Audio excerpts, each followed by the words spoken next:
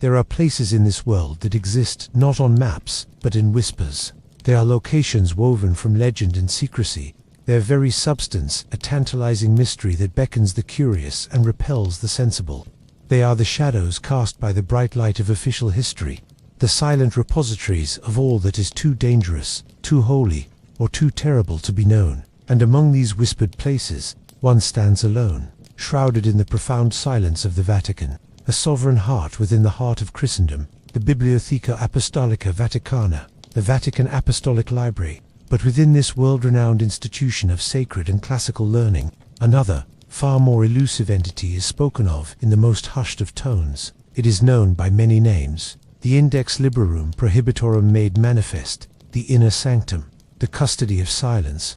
But to those few who dare to speak of it directly, it is simply the Forbidden Library. This is not a story with a single ending, for the truth of what lies inside is a multifaceted gem, each facet reflecting a different light, a different fear, a different revelation. It is a story that begins not with a key, but with a question that has echoed through the corridors of power and faith for centuries. What must be hidden to protect the very foundation of belief itself? To understand the allure of the Forbidden Library, one must first appreciate the public face of the Vatican Library. It is a treasure beyond compare, a monument to human thought and divine inspiration. Its origins stretch back to the earliest days of the Church, but it was formally established in the 15th century by Pope Nicholas V. Its public mission is noble and clear: to preserve the cultural heritage of humanity. Within its climate-controlled vaults and ornate reading rooms lie over 1 million printed books, some 75,000 codices, and countless letters, manuscripts, and artifacts that chart the course of Western civilization. Here, one can request to see the exquisite illustrations of the Vigilius Vaticanus, read the ancient texts of Homer penned by a long-dead scribe, or study the complex theological debates that shaped the modern world. It is a place of scholarship, of light, of ordered knowledge. But knowledge is a double-edged sword, and for every truth that liberates, there is another that can shatter. The Church, throughout its 2 millennia history, has been acutely aware of this paradox. It has been a patron of science and art, yet also a guardian of doctrine. This guardianship has at times necessitated a difficult, often controversial duty: the curation of truth, the suppression of ideas deemed heretical, blasphemous, or a direct threat to the spiritual well-being of the faithful and the stability of the Church itself. This is the genesis of the myth of the Forbidden Library. It is said to be the ultimate expression of this duty, a place where the dangerous knowledge is not destroyed, but sequestered, locked away from the eyes of the world, under the most solemn vows of secrecy. What could possibly warrant such extreme measures? The theories are as varied as they are compelling. Some whisper of apocryphal gospels, ancient texts left out of the biblical canon that tell a vastly different story of Christ's life and teachings. Gospels that speak of his childhood miracles, his travels to distant lands, or perhaps teachings that are more mystical, more esoteric, and less hierarchical than the orthodoxy that eventually triumphed. Could the Church be protecting its flock from a narrative that would fundamentally alter their understanding of Jesus himself? Others speculate about the true findings of the Church's own inquisitions and investigations, detailed trial records of the Knights Templar, perhaps containing their forced confessions and the real reasons for their suppression. Forbidden alchemical texts, not just as metaphors for spiritual transformation, but as literal, dangerous recipes for power. Astronomical works, like those of Galileo, that challenged the geocentric model, but perhaps others that went even further, suggesting a cosmos so vast and ancient it would dwarf the story of Genesis. Accounts of miracles that were too bizarre, too pagan, or too scientifically explicable to be allowed into the public canon of saints. There are darker whispers still, texts from pagan cultures that predate Christianity, systematically collected and hidden to erase all traces of the old religions. Prophecies, like those of the Malachi, that predict the exact end of the papacy and the collapse of the Church. Correspondence between popes and world leaders that would rewrite political history. Evidence of historical truths, so inconvenient they would shake nations. Or perhaps the most terrifying possibility of all, that the library contains not a challenge to faith, but a validation of something else entirely. Proof of something so profoundly unsettling about the nature of reality, divinity, or human origin that its revelation would not just break the Church but break the world. The library's very existence, however, remains officially unconfirmed. The Vatican neither confirms nor denies it. This silence is its most powerful defense. It allows the myth to grow, but it also prevents any serious academic pursuit. How does one request access to a room that does not exist? How does one study a collection with no catalogue? This lack of evidence is, paradoxically, the strongest evidence for many. Secrecy, they argue, on such a scale and for such a duration, is not enacted for nothing. The guardians of this secret, should it be real, are the silent sentinels of the Vatican, the librarians, archivists, and members of the Swiss Guard who are privy to its location. Theirs is a lifetime vow of silence, a burden of knowledge that they must carry to their graves. They are the living gatekeepers, and the library is their cross to bear. They walk the same marbled halls as scholars and tourists, their faces betraying nothing, their minds holding the keys to history's most dangerous closet. This narrative is an expedition into that heart of darkness and light.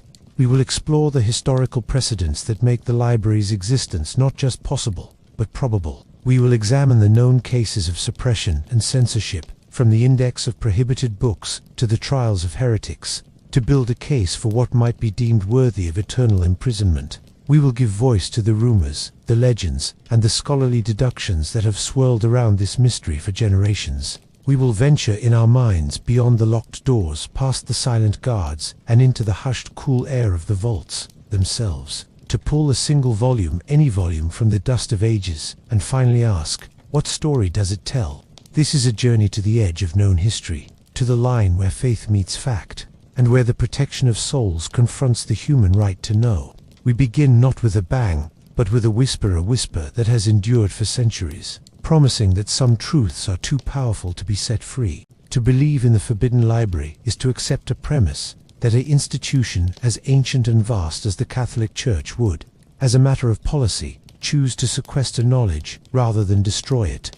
This is not a fanciful notion born of conspiracy, but a practice with a long and documented history, deeply embedded in the very fabric of the Church's relationship with knowledge and power. The seeds of the myth were not sown in darkness, but in the full light of historical record, growing over centuries into the towering oak of legend we grapple with today. The early Church was a vibrant, often chaotic, marketplace of ideas. Dozens of gospels, letters, and revelations circulated among the burgeoning Christian communities. From Alexandria to Rome, there was no single, agreed-upon canon. The Gospel of Thomas offered cryptic sayings of Jesus. The Gospel of Mary Magdalene suggested a special, intimate discipleship. The Apocalypse of Peter provided a graphic, terrifying tour of heaven and hell. These texts, and many others, represented a diverse and multifaceted understanding of the Christian message. But as the Church grew in influence and sought to consolidate its doctrine and authority, a process of standardization became necessary. This was not a sinister act, but a practical and theological imperative for survival and coherence in a hostile Roman world. The great ecumenical councils, most notably the Council of Nicaea in 325 AD, were not just about defining the nature of Christ, they were about defining orthodoxy itself. They drew a line between what was acceptable belief and what was heresy. Texts that fell on the wrong side of that line, those associated with Gnostic movements, Docetism, Arianism, and other condemned schools of thought, were increasingly marginalized. They were not necessarily gathered into a secret vault. Many were simply no longer copied. The fragile papyrus and parchment they were written on decayed, and their messages faded from memory, surviving only in fragments, or in the furious denunciations of their opponents, like Irenaeus of Lyons, who wrote against heresies precisely to combat these alternative scriptures. The real precedent for the Forbidden Library begins to take shape later, with the formalization of the Church's legal and doctrinal authority. The Inquisition, established in the 12th century to combat heresy, created a vast bureaucratic machine. Its tribunals generated an immense paper trail. Accusations, testimonies, confessions, often extracted under torture, sentences, and detailed descriptions of heretical beliefs. These records were incredibly sensitive. They contained the names of the accused and the accusers, the methods of interrogation, and the precise contours of beliefs the Church was desperate to eradicate. To destroy these records would be to lose a powerful institutional memory, a guide for future inquisitors on how to identify and dismantle heresy. but to leave them accessible was a risk. They were a permanent, damning record of a brutal process. It is a compelling theory that such documents, from the trials of the Cathars to the Knights Templar, would be consolidated and placed under the strictest lock and key, their uncomfortable truths preserved but hidden. The invention of the printing press in the 15th century was a revolution that forced the Church's hand. For the first time, knowledge could be mass-produced and spread across Europe with unprecedented speed. This was a boon for the dissemination of Catholic doctrine, but it was also an existential threat. Heretical ideas could now achieve a critical mass they never could when confined to hand-copied manuscripts. The Church's response was the Index Librorum Prohibitorum, the Index of Prohibited Books, formally established in 1559 by Pope Paul IV. The index was a public list of publications Catholics were forbidden to read without special permission. It included works by thinkers like Erasmus, Copernicus, Galileo, and later, Voltaire and Sartre. The existence of the index is crucial to the myth of the Forbidden Library. It proves the Church had a formal, institutional mechanism for identifying and censoring dangerous knowledge. But what happened to the physical books themselves? While many were publicly burned in spectacular auto da ceremonies, it stretches credibility to believe that every single copy of every prohibited text was seized and destroyed.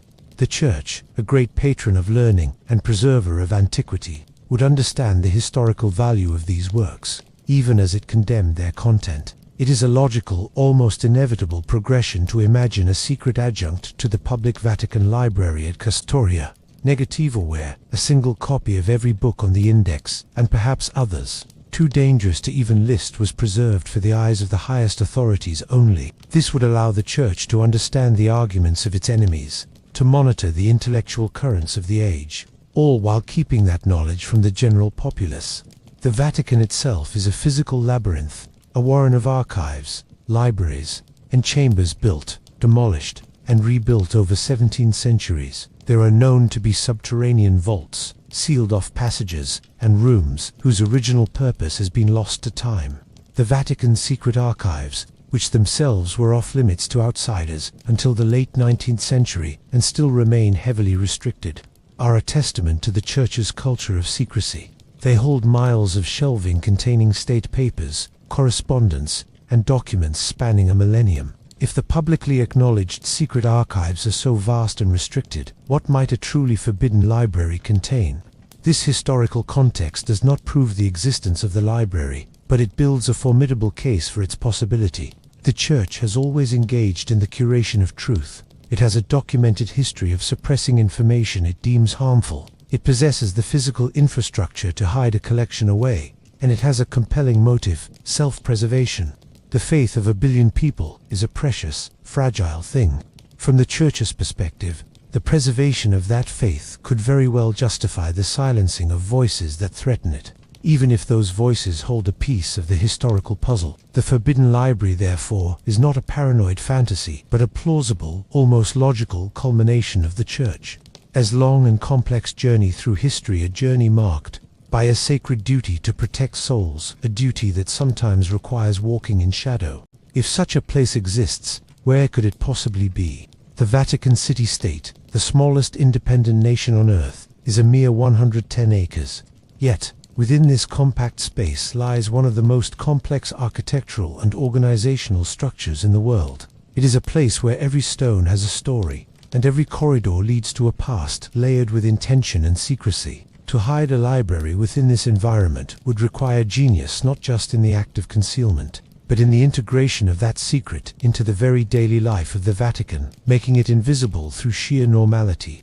The public-facing Vatican Library, the Bibliotheca Apostolica Vaticana, is a masterpiece of Renaissance design. Visitors and scholars granted access walk through magnificent halls like the Sala Sistina, with its breathtaking frescoes and soaring ceilings, or the more modern, climate-controlled reading rooms and archival facilities. This is the face of ordered, accessible knowledge. But like any great institution, its public spaces are merely the tip of an iceberg. Beneath the marbled floors and behind the ornate walls lies a different world. A network of service corridors, staff-only passageways, secure elevators, and, most intriguingly, subterranean levels. It is in these subterranean depths that legend most often places the Forbidden Library. The Vatican Hill is honeycombed with ancient structures. There are the famed necropoli under St. Peter's Basilica, the grottos containing the tombs of popes, and countless other archaeological remains that have been built over, sealed off, and forgotten by all but a handful of archivists and architects. Access to these areas is notoriously restricted, governed by the Fabbrica di San Pietro, the office responsible for the basilica's maintenance, and the various Vatican security corps. The design of such a hidden repository would be a feat of both engineering and psychology. The entrance would not be a dramatic, torchlit archway. It would be something utterly mundane, a place so ordinary that the eye would simply slide past it. Perhaps it is a door marked electrical closet. No entry, at the end of a dusty administrative corridor in the library's oldest wing. Maybe it is a full section of shelving in one of the lesser-used manuscript storage rooms. Its mechanism activated not by a simple lever, but by a precise sequence of pressure applied to specific books or literary combination lock.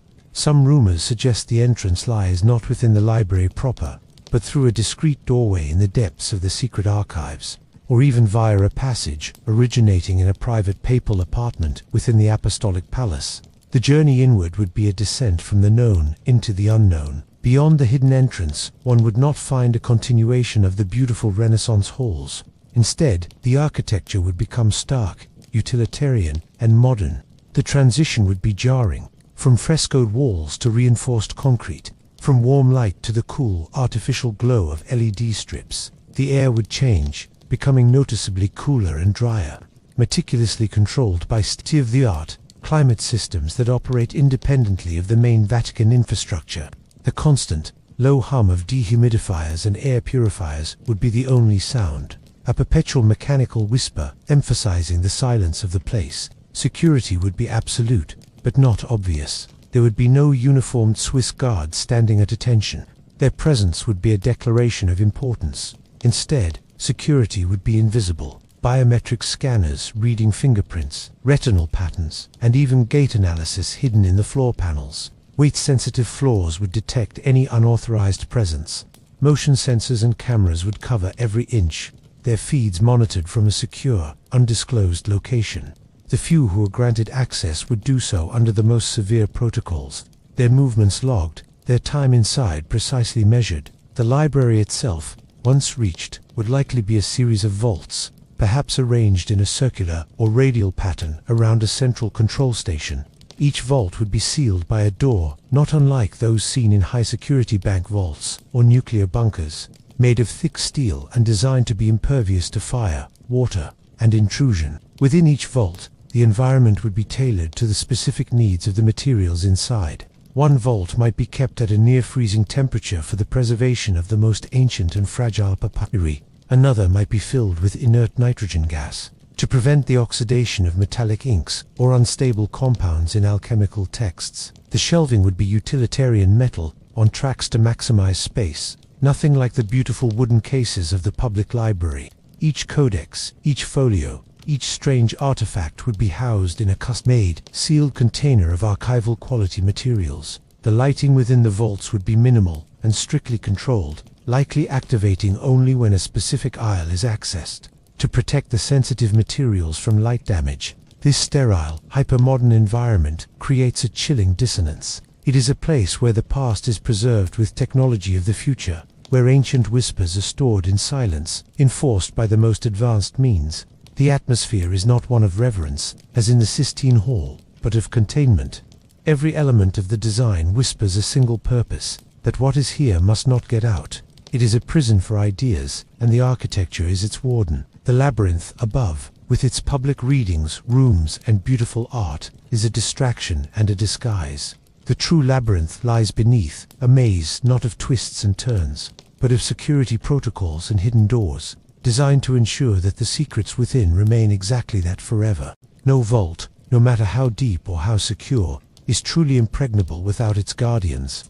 The human element is always the weakest link in any chain of secrecy, and therefore, it must be made into the strongest. The forbidden library, if it exists, would not be left unattended. Its curators would be a group unlike any other within the Vatican bureaucracy, silent order within an already secretive institution. They are the librarians of silence, the keepers of the key, and their lives are a testament to a vow that transcends their individual existence. One does not apply for this position. There is no advertisement, no interview process. Selection is a quiet, meticulous, and lifelong undertaking. It begins with identification. The Vatican, a millennia-old organism, is adept at spotting certain traits in its young seminarians, archivists, and junior librarians. The ideal candidate possesses a brilliant, inquisitive mind, but tempered by an absolute and unshakable faith. They must have a profound love for knowledge, yet a deeper commitment to the protection of the Church. They must be naturally introverted, comfortable with solitude, and devoid of ambition for personal glory or recognition.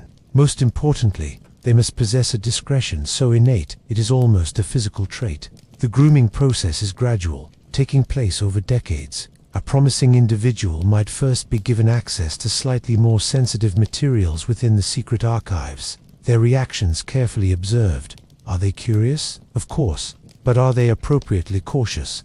Do they understand the weight of what they handle? They might be assigned to assist a senior archivist on a project involving the restoration of a text from the Index Librorum Prohibitorum.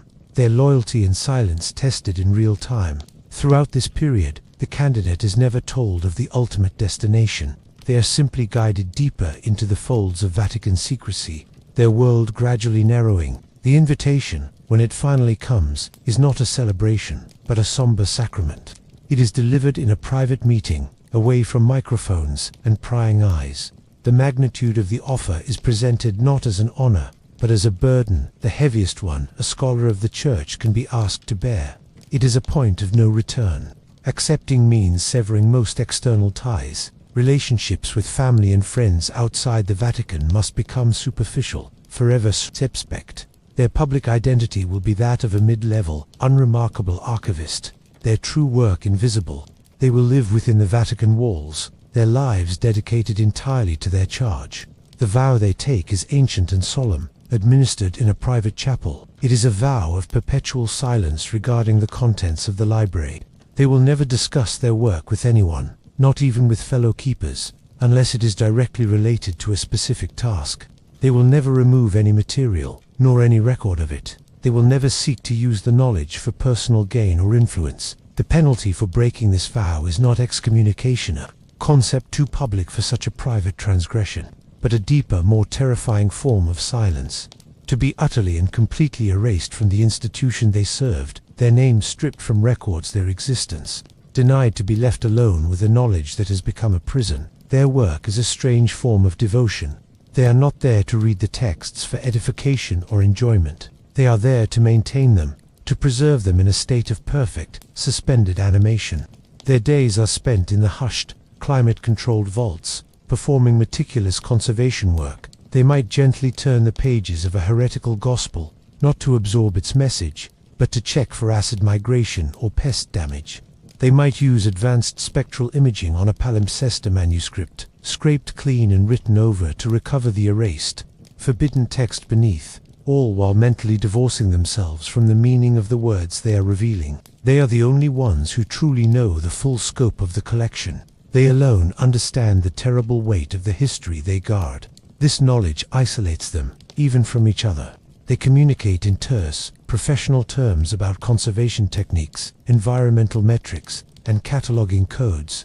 They share no opinions, no theories, no fears. To do so would be to acknowledge the emotional and spiritual toll of their work, and that is a door that cannot be opened. They are the living embodiment of the Church's dilemma, the possessor of dangerous truths that must be kept forever in the dark. They walk the same gardens, eat in the same cafeterias, and attend the same masses as other Vatican employees. Their faces masks of quiet normalcy, but behind their eyes lies the shadow of the vault, the memory of 1,000 silenced voices. They are the ultimate scholars and the ultimate censors. Their lives a perpetual, silent prayer for the souls that might be damned by the very knowledge they are sworn to protect. They are the human lock on the door, and their integrity is the only key. Within the speculated confines of the Forbidden Library, no section would be more incendiary, more fundamentally challenging to the bedrock of Christian faith, than the one housing the complete and uncensored apocryphal texts. These are not the books of the Bible known to the world, but the shadows they cast, the Gospels, Acts, and epistles that were left behind, deemed too controversial, too esoteric, or too divergent to be included in the canonical New Testament. To hold these texts in one's hand would be to hold an alternative history of Christianity itself. The most sought-after treasures in this hypothetical collection would be the complete codices of what modern scholars have only recovered in fragments. The Nag Hammadi Library, discovered in Egypt in 1945, gave the world a glimpse into this lost world, with texts like the Gospel of Thomas and the Gospel of Philip. But what if the Vatican's agents, over centuries, had secured the originals, or more complete, pristine versions, long before they were stumbled upon by a peasant? The whispers suggest that within the vault, these texts exist, not as scattered pages, but as bound volumes, their Coptic scripts dark and clear upon the page. Imagine the Gospel of Mary Magdalene, not as a damaged fragment, but as a complete narrative. This text, which portrays Mary not as a repentant sinner, but as a beloved disciple to whom Jesus entrusted secret knowledge, potentially contains teachings that could radically alter the understanding of Jesus' inner circle. What if it detailed conversations that suggested a leadership role for Mary, a notion that would challenge the patriarchal structure that has defined the Church for 2 millennia? The implications for the role of women within Catholicism would be seismic. Then there is the Gospel of Judas. The fragmentary version that surfaced in the 1970s presents Judas Iscariot not as the ultimate betrayer, but as the most enlightened disciple, the only one who understood Jesus' need to fulfill his destiny through the act of betrayal. A complete version could elaborate on this complex relationship, presenting a theological paradox of breathtaking proportions, that the greatest villain in Christian history was, in fact, its most crucial and obedient actor. This is not merely a different detail. It is an inversion of the core narrative of sacrifice and redemption. But the whispers speak of texts far beyond those we know. There are rumors of a Gospel of the 12, a unified account from all the apostles that was suppressed for highlighting disagreements and human failings within the founding group. There is talk of a secret Gospel of Mark, referenced in a disputed letter of Clement of Alexandria, which allegedly contains stories of Jesus performing secret initiation rites. A complete copy of such a text would fuel endless debate about the hidden, mystical dimensions of Jesus' ministry. Perhaps most intriguing are the infancy Gospels, like the Proto-Gospel of James or the Infancy Gospel of Thomas.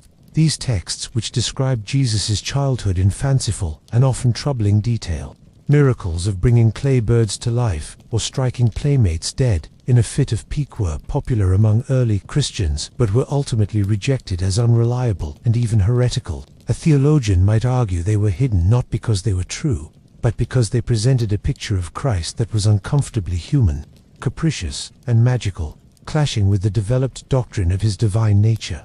The Church's rationale for sequestering such texts, if it indeed does so, would be one of protection. From its perspective, these are not historically accurate accounts. They are products of the early Christian ferment, often written centuries after the fact, representing fringe beliefs and Gnostic ideas that the Orthodox Church rejected as dangerous. To release them to the public without context, to allow them to be presented as lost books of the Bible, would be to sow confusion and doubt among the faithful. It would create a spiritual free-for-all, where individuals could pick and choose doctrines based on incomplete and theologically unsound narratives. Yet, the act of suppression itself creates a powerful counter-narrative. It suggests a fear that these texts might contain a kernel of truth too disruptive to acknowledge. By locking them away, the Church, in the eyes of skeptics, is not protecting faith, but protecting a monopoly on truth. It is preventing a full and open conversation about its own origins.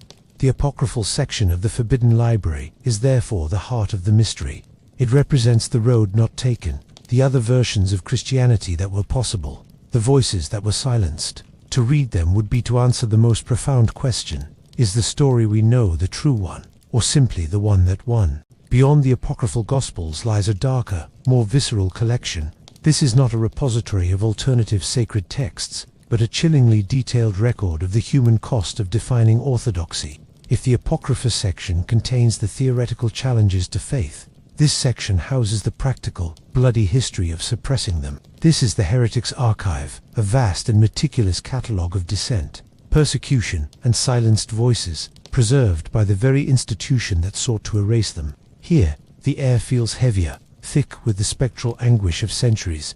The contents are not neatly bound codices, but a chaotic, heartbreaking assortment of materials. Imagine shelf after shelf of trial transcripts from the Inquisition, written in a dry, bureaucratic hand that belies the terror they document. Page after page contains the coerced confessions of Cathars, Waldensians, Hussites, and countless other individuals and groups branded as heretics. The words on these pages were often extracted under the dreadfully precise instruments of the torture chamber, the rack, the strapado, the Iron Maiden. They are records of immense pain, of broken bodies and broken wills, forced to renounce beliefs they may have held dearer than life itself. But interspersed with these official records are more personal, and therefore more devastating artifacts. There are letters smuggled out of prison cells, the ink blurred by tears, containing final messages to loved ones. There are drawings scratched onto scraps of parchment by prisoners, depicting their fears, their faith, or their tormentors. There are personal effects: a worn rosary, a lock of hair, a small, hand-carved symbol of belief, confiscated from those who were then led to the stake. These items transform the abstract concept of heresy into a heartbreakingly human reality. They are the echoes of individual souls who dared to think differently and paid the ultimate price. The crown jewels of this dreadful archive, according to legend, are the complete and unedited proceedings of the most infamous trials in history. The trial of the Knights Templar in the early 14th century is a prime example. The public record is a convoluted mess of forced confessions to outlandish charges of heresy, blasphemy, and idolatry, followed by retractions, all under the shadow of King Philip IV of France's greed and Pope Clement V's political weakness. The whispers suggest that deep within the Vatican's forbidden vault, the true, uncensored transcripts exist. What do they reveal? Do they contain the Templars' genuine secret rituals, perhaps remnants of esoteric knowledge gleaned from the East during the Crusades? Or do they merely provide even more horrifying detail of the torture used to extract the false confessions that doomed the order? In either case, the truth would force a dramatic rewriting of one of history's most tantalizing mysteries. Similarly, the full trial records of Joan of Arc might reside here. The public record of her condemnation for heresy and her subsequent rehabilitation is extensive. But what if the Vatican holds the originals with marginal notes, private communications between the judges, and details considered too politically sensitive or too damning to the Church's reputation to ever be released?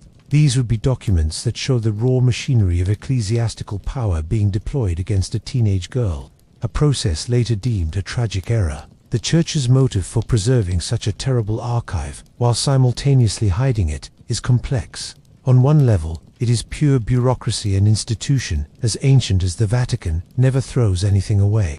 These records are a part of its history, however grim. On another level, they serve as a cautionary tale for future generations within the Church, a stark reminder of the extremes that doctrinal enforcement can reach, and the dangers of political corruption within the spiritual hierarchy. They are the ultimate case studies, but the primary reason for their suppression is undeniable. They are evidence. They are evidence of fallibility, of cruelty, of a past where the Church was not just a spiritual guide, but a terrifying temporal power capable of immense violence. To make these records public would be to open old wounds on a global scale, to give voice to the victims and force a modern reckoning with historical atrocities committed in the name of faith. It would provide ammunition to the Church as critics and could shatter the faith of millions who prefer to see the institution as a force of unwavering good. The Heretics' Archive is therefore a prison for the Church's own shame. It is a monument to the darkest chapters of its journey, a collection that proves that the pursuit of doctrinal purity can sometimes lead to profound human sin. The keepers who tend these shelves are not just conserving paper and parchment, they are tending the graves of the condemned, ensuring that their stories, while preserved, never again see the light of day. It is the most sobering section of the Forbidden Library, a place where the silence is not merely the absence of sound, but the suffocation of a scream that has lasted for centuries. Beyond the realms of faith and heresy lies a third category of dangerous knowledge, the scientific. Throughout history, the Church has been both a patron of learning and, at times, its most formidable obstacle. The Forbidden Library would undoubtedly contain a vast wing dedicated to works of science, philosophy, and proto-science that threaten to dismantle the Church-sanctioned view of the universe and humanity's place within it. This is not a collection of mere curiosities, but but of ideas so potent they could redefine reality itself. The most prominent of these would be the forbidden astronomical and cosmological texts. The case of Galileo Galilei is the public tip of a vast, hidden iceberg. His treatises advocating for the heliocentric model were placed on the index of prohibited books, and a single, pristine copy of his original, uncensored writings, complete with his own marginalia, and perhaps even private letters to fellow scientists, would be a treasure beyond measure. But Galileo was not alone. What of the works of Giordano Bruno, the Dominican friar burned at the stake for heresy? His crimes were not just supporting Copernican theory, but going infinitely further, proposing a universe of infinite worlds, each potentially inhabited, and a deity that permeated this boundless creation. Such a vision made a mockery of the geocentric, anthropocentric universe central to medieval Christian doctrine.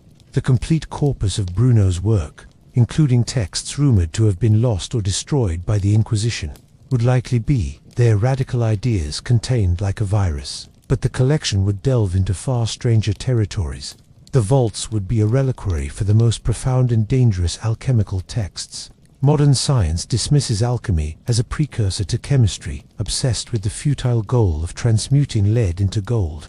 But in its time, alchemy was a profound spiritual and philosophical discipline. It was a search for the philosopher's stone, a substance that could not only transmute metals, but purify the soul and grant immortality, a direct challenge to the Christian concepts of salvation, resurrection, and the unique divinity of Christ. The Church saw it as a diabolical parody of sacred truths. The library would contain works that go far beyond symbolic recipes. Imagine texts like the legendary Emerald Tablet of Hermes Trismegistus in its original purported form, or the complete uncensored versions of works by figures like Nicholas Flamel or These would not be simple books, but intricate works of art and cryptography, their pages filled with complex, multi-layered symbolism, diagrams of the human soul, and processes for spiritual awakening that bypassed the sacraments of the Church. Some rumors suggest that certain alchemical texts contain not just theory, but practical, functional recipes that produce effects bordering on the miraculous or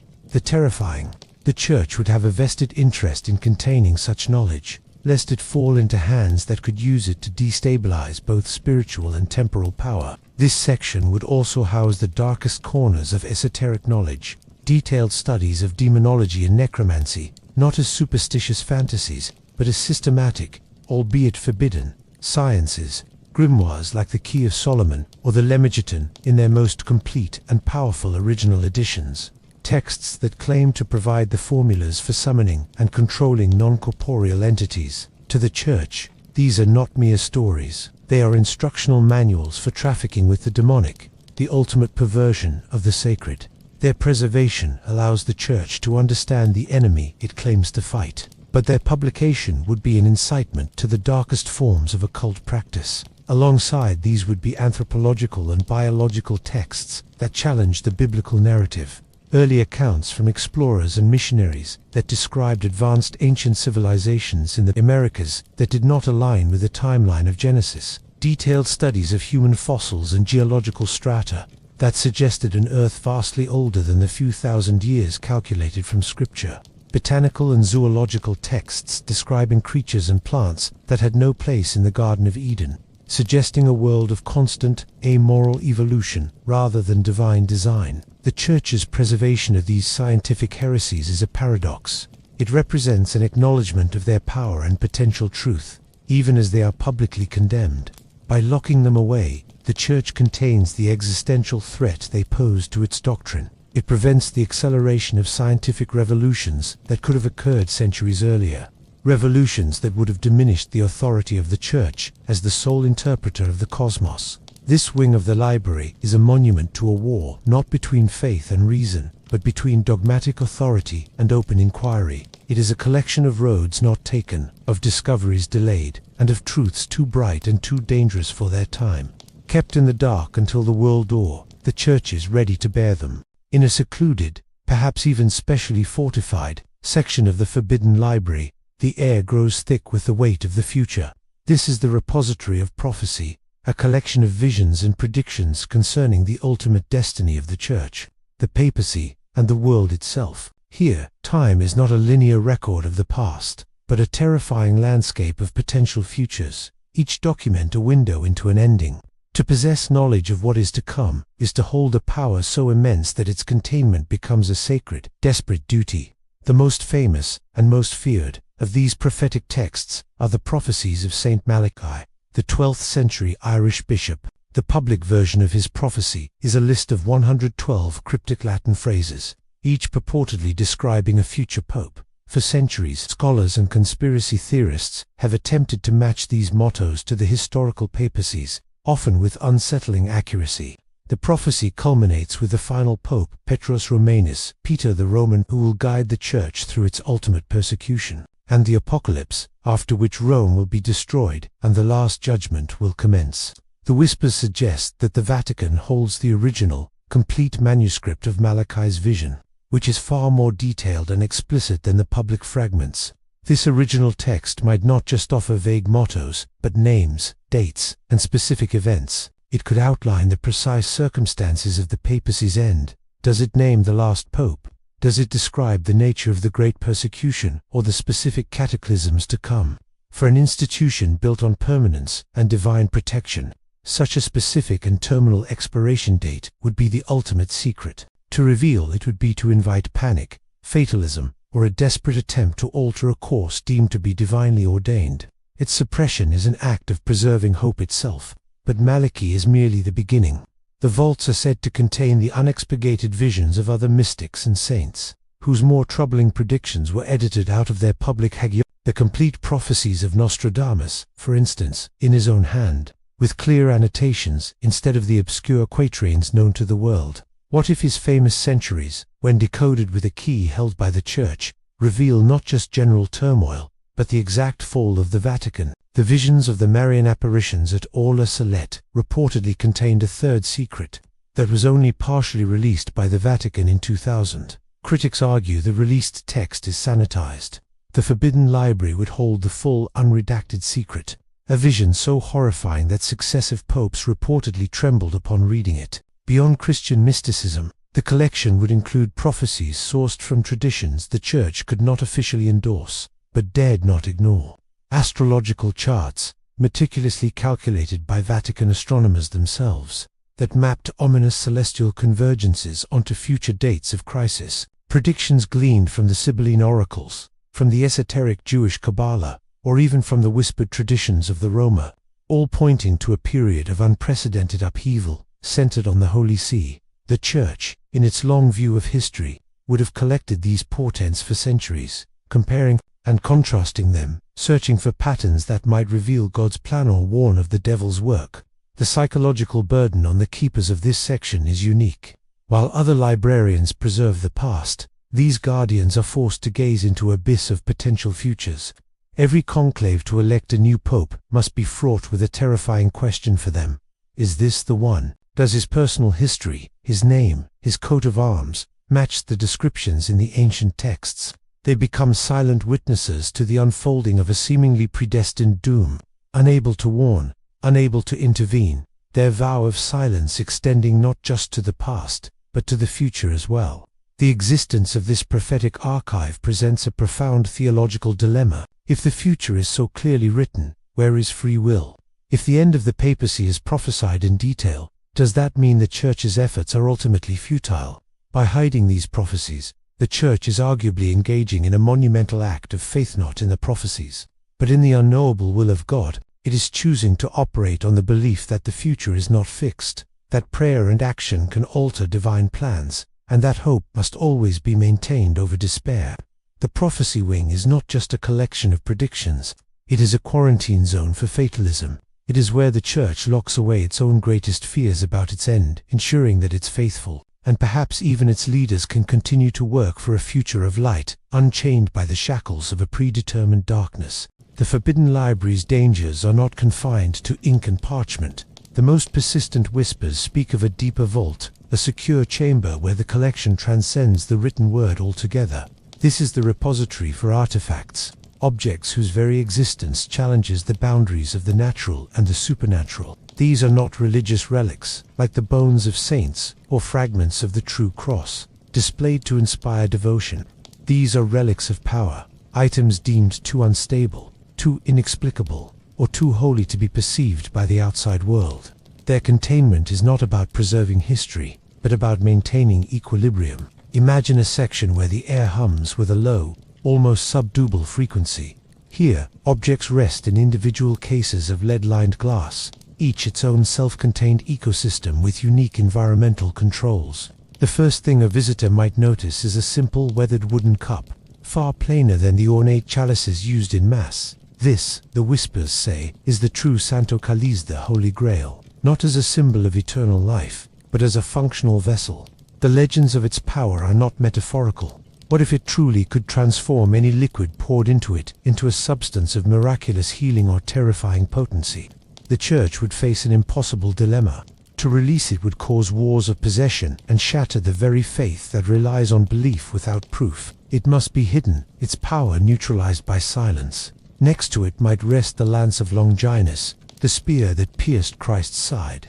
But what if the legends of it granting invincibility to its bearer held a grain of truth? What if it was not just a historical artifact, but a key, an object of immense geopolitical and spiritual power? Its possession would be the ultimate temptation, a direct conduit to divine force that could corrupt any nation or individual.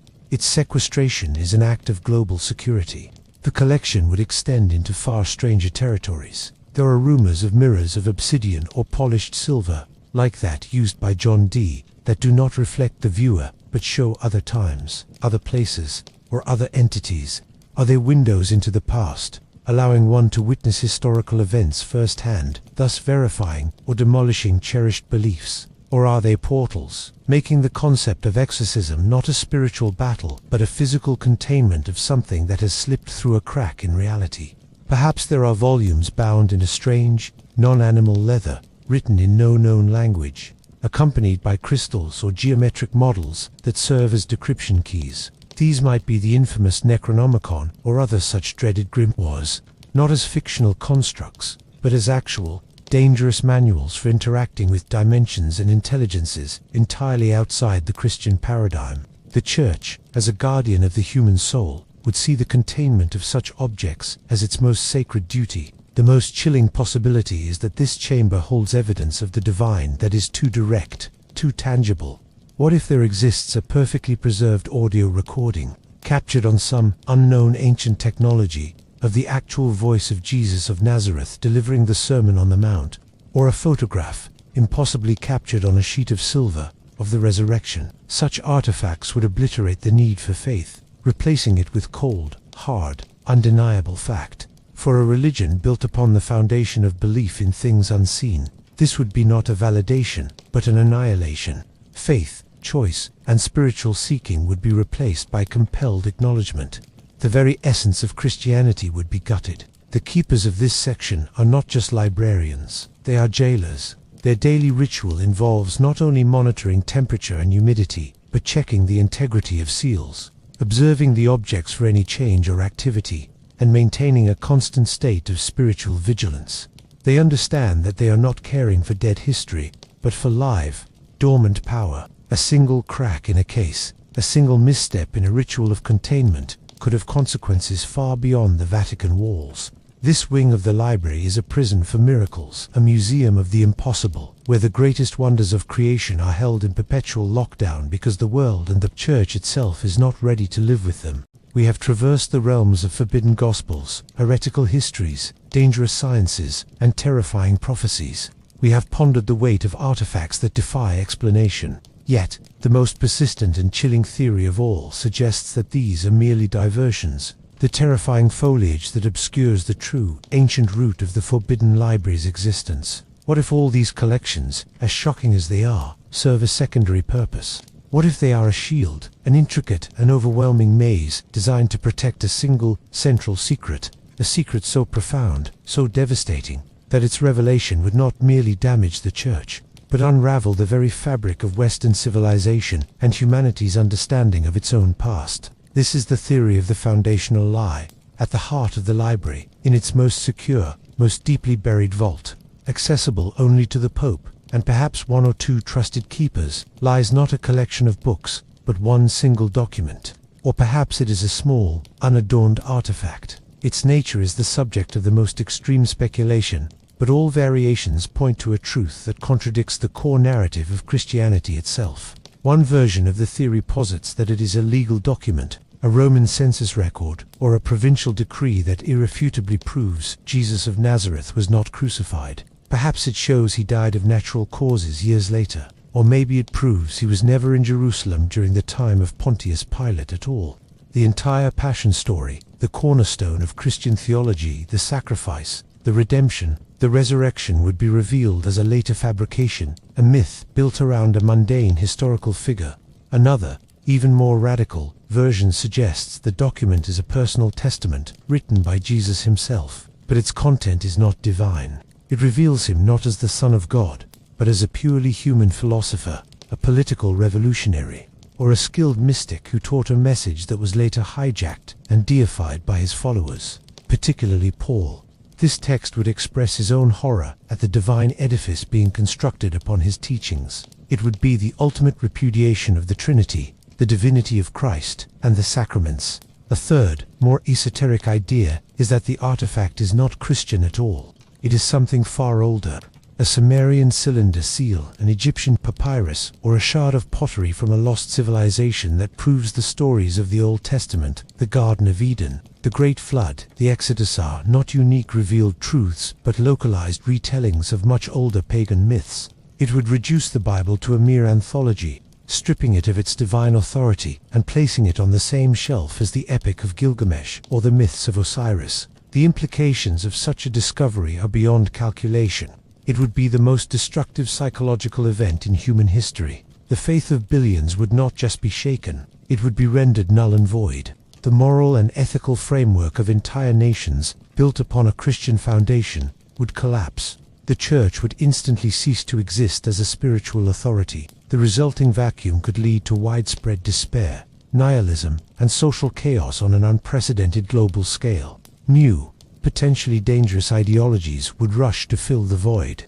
This, then, is the ultimate justification for the Forbidden Library. Every other forbidden text, every dangerous gospel, every record of persecution is preserved not only for their own sake, but to act as layers of defense. Should any outsider ever penetrate the outer layers of secrecy, they would find these shocking truths and believe they had discovered the ultimate secret. They would never suspect that these are merely the outer walls of a fortress protecting a truth so devastating that it must never, ever be uncovered. The keepers who know of this central secret bear the heaviest burden of all. They are the guardians of a truth that must look like a lie to survive. They understand that their entire faith, their life's work, is built upon a necessary fiction, a noble lie maintained for the stability and spiritual comfort of humanity. Their vow is not just to protect the Church, but to protect humanity from itself, from a truth it is not equipped to handle. They are the lonely sentinels, standing between civilization and an abyss of absolute meaninglessness. This is the final, terrifying answer to the question, what lies inside? It is not a thing, but a void. It is the possibility that the center of the world's largest religion is, in fact, a sacred emptiness, a truth so terrible that its only humane purpose is to be forever hidden. The Forbidden Library, in this light, is not a prison for knowledge, but a quarantine for a metaphysical plague. It is the place where the Church, knowing the truth of its own invention, dedicates itself to preserving the beautiful, necessary illusion that gives billions a reason to live, to hope, and to love. The image of the Forbidden Library is one of dust and parchment, of ancient codices resting in silent, cool vaults. This is a comforting anachronism, a relic of a bygone age. But the Church, for all its ancient traditions, is not a static entity. It has navigated the currents of history for 2 millennia, adapting and evolving to survive. In the 21st century, it faces its greatest challenge yet, the digital deluge. The Forbidden Library, if it exists, must have a modern counterpart, a silent humming chamber that represents the new frontier of secrecy. This is the digital vault, and its contents are more volatile, more contagious, and more dangerous than any ancient manuscript could ever be. The problem for the modern Church is no longer just heretical texts from the 2nd century.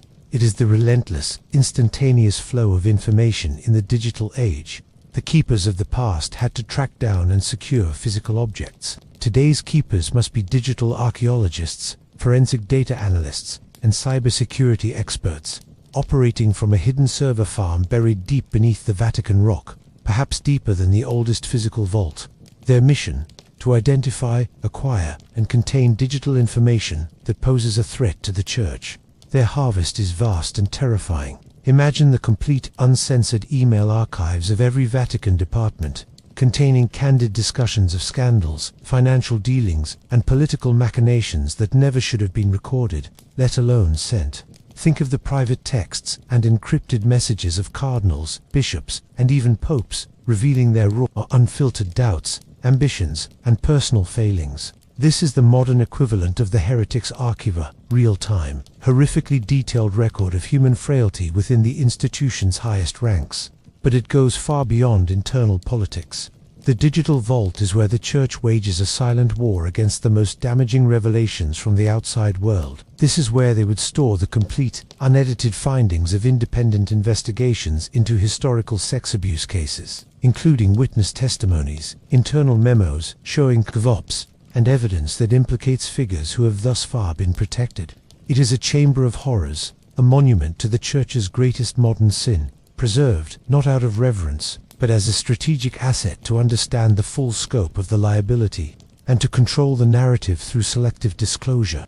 The vault would also contain the most potent modern heresies, leaked scientific papers that provide incontrovertible proof of concepts that directly contradict doctrine, advanced AI simulations that modeled the historical Jesus based on all available data, concluding with high probability that he was merely a human preacher. Genetic studies of alleged relics that prove their falsity. Deepfake technology of terrifying sophistication, capable of generating video of any pope, past or present, saying anything, a weapon of mass deception that the Church must understand and possess to defend against it. The most haunting section of the digital vault might be dedicated to the unwritten library. It does not contain files, but keywords, search terms, and algorithms. It is a vast, constantly updated database of every blogger, journalist, academic, and whistleblower who is getting too close to any truth the Church wishes to remain hidden. Their research, their network of contacts, their unpublished findings all monitored, catalogued, and assessed for threat level. It is a panopticon of potential discovery, a preemptive strike against truths before they are even fully born. The keepers of this digital realm are a new breed. They are not learned scholars of Coptic or Latin. They are pale, serious individuals who work in the glow of monitors, their fingers flying across keyboards. They speak the language of code and encryption. Their vow is the same, but their tools are firewalls and zero-day exploits instead of acid-free paper and climate control. They are the silent curators of the Church's digital soul, tasked with an impossible mission: to hold back the ocean of the information age with a sieve. The existence of the digital vault presents a new moral paradox. In the past, suppressing a physical book meant preventing access to a static idea. Now, suppressing digital information means actively manipulating the present. It is a move from defense to offense, from preservation to real-time revision of reality. The physical forbidden library is a tomb for dead secrets. The digital vault is a nursery for living lies, a place where inconvenient truths are identified, captured, and neutralized before they can ever take their first breath in the public consciousness. It is the undeniable proof that the forbidden library is not a relic of the past, but a living, breathing, and ever-evolving organism, adapting to ensure that no matter how transparent the world becomes, some shadows will always remain. The mechanisms of the forbidden library, its history, its contents, and its keepers, all exist in the realm of theory and whispered legend. They form a coherent, terrifying whole, but one that remains, by its very nature, unverified. The final thread in this tapestry is not about the library itself, but about the rarest of events, an outsider's encounter with it. Throughout history, there have been fleeting, ambiguous accounts from those who claim to have brushed against its existence. These are not boasts, but confessions, often made years later, shrouded in fear and a lingering sense of awe. The individuals who are granted even a partial glimpse are never scholars who apply for access. They are brought in for a specific, pressing reason that serves the Church's interests. Imagine a world-renowned scientist, a Nobel laureate, and an atheist. A new particle accelerator experiment yields a result that inexplicably aligns with a specific, obscure theological concept from a condemned medieval text. The result is anomalous, unexplainable by current models, and the scientist is baffled. A discreet invitation follows, not to the Vatican library, but to a private study deep within its secure complex. There, a high-ranking cardinal, accompanied by a silent, watchful keeper, shows the scientist a single page from a forbidden alchemical treatise written centuries ago. The page describes, in allegorical but unmistakable terms, the very phenomenon the accelerator has just detected. The scientist is sworn to secrecy, not with a threat, but with a grave explanation, that some knowledge, when unleashed without the proper spiritual context, becomes a poison.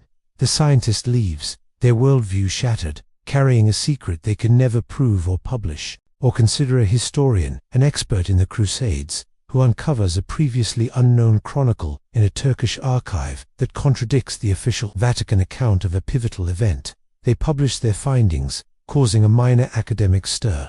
Soon after, they are invited to Rome for what is framed as a collegial discussion. Instead, they are taken to a secure room and presented with the original orders, signed by a pope, that confirm their discovery and provide the damning context. The Church already knows the truth. It has always known. The historian is told that their academic victory is meaningless. The full truth is far more complex and dangerous than their fragmentary discovery, and its release would ignite religious tensions with devastating real-world consequences. They are asked to consider the cost of their academic purity.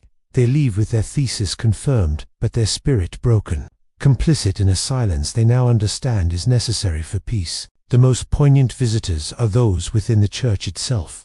A brilliant, devout young theologian is being groomed for high office. As part of their initiation into the highest circles of power, they are given a controlled, guided tour of the outermost vault of the Forbidden Library. They are shown an apocryphal gospel, a file on a modern scandal, and perhaps a minor artifact. It is a test. Do they recoil in horror?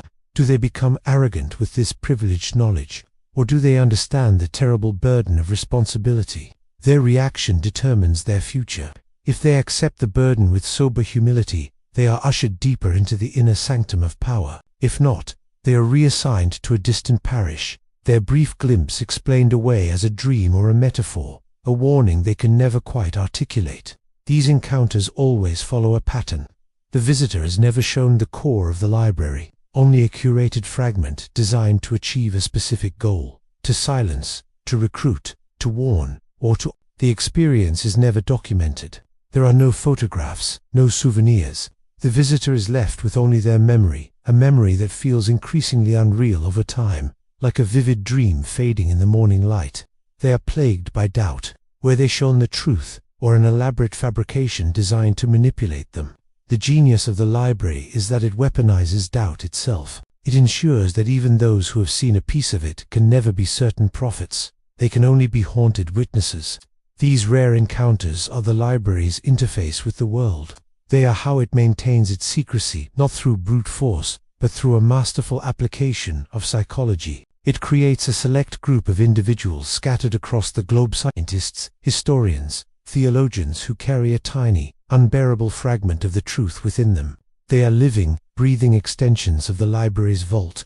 Their minds become the final, most secure lock on the secrets they now keep. They are proof that the Forbidden Library's most effective security system is not its doors or its guards, but the human conscience, burdened with a truth it can never share. To understand the Forbidden Library is to understand the profound soul-crushing weight borne by its keepers. They are the human heart of this immense apparatus of secrecy, and their existence is a paradox of devotion and isolation. They have seen the unseeable, handled the untouchable, and now carry a knowledge that separates them from the rest of humanity, including their own brothers and sisters in faith.